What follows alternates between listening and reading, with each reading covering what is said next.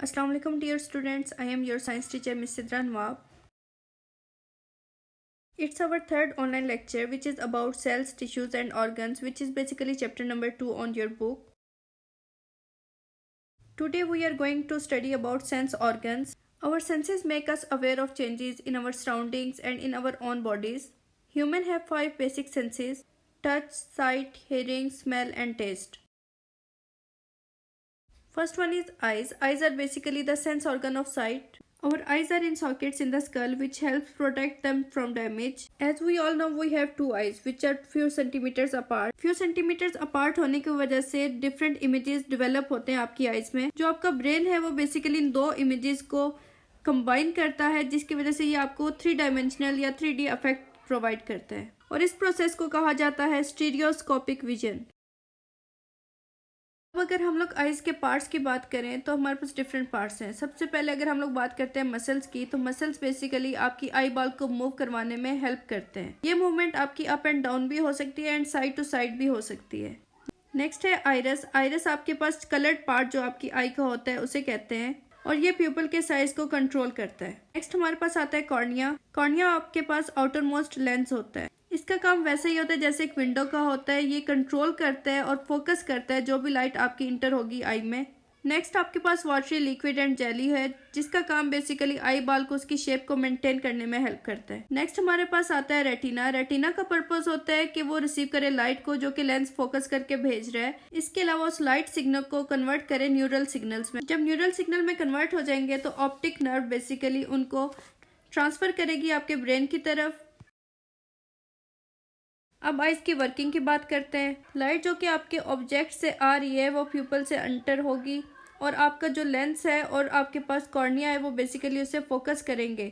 वो रे आपकी स्ट्राइक करेगी रेटिना पे, वहां पे सिग्नल्स जनरेट होंगे. जो भी सिग्नल आपके जनरेट होंगे वो आपकी ऑप्टिक नर्व ब्रेन को ट्रांसफर कर देगी with the help of nerve fibres. कितनी लाइट इंटर होगी ये आपका आइरस कंट्रोल करता है. बेसिकली आइरस के जो मसल्स होते हैं वो आप लोगों के कम या ज़्यादा होते हैं, जिसकी वजह से ये प्यूपल को अलाउ करता है कम या ज़्यादा लाइट को पास करने में. रेटिना पे million of light sensitive nerve cells present होते हैं. ब्रेन बेसिकली जो भी सिग्नल उसकी तरफ जा रहे हैं उनको इंटरप्रेट करते हैं और प्रोड्यूस करते हैं उस पिक्चर को जो आप देख रहे हैं.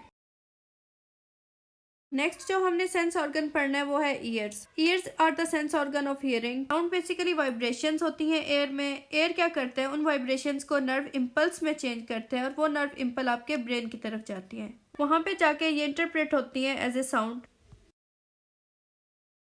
ईयर को 3 पार्ट्स में डिवाइड किया जा सकता है: outer ear, middle ear and inner ear. Outer ear consist करता है year flap, ear canal and ear drum पे. मिडल ईयर कंसिस्ट करता है 3 बोन्स पे: हैमर, एनवल एंड स्ट्रिप. और इनर ईयर कंसिस्ट करता है कोकिला और ऑडिटरी नर्व पे.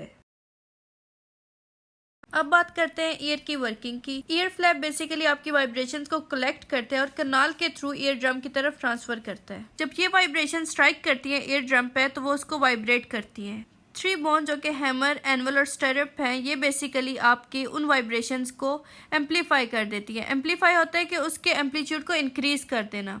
अब ये कितना इंक्रीज करेंगे, ये बेसिकली 20 टाइम्स इंक्रीज कर देता है उस वाइब्रेशन को. कोकिला में नर्व सेल्स प्रेजेंट होते हैं. वो नर्व सेल्स बेसिकली उन वाइब्रेशंस को डिटेक्ट करते हैं और उन वाइब्रेशंस को ब्रेन की तरफ भेजते हैं. ब्रेन बेसिकली उनको इंटरप्रेट करते हैं उन सिग्नल में या उस आवाज में जो कि आप लोग सुन रहे होते हैं. नेक्स्ट हमारे पास 2 एक्टिविटीज़ हैं. सबसे पहली एक्टिविटी में आपने पेंसिल को होल्ड करना है और अपनी आइज़ के बिल्कुल सामने रखना है आर्म लेंथ पे.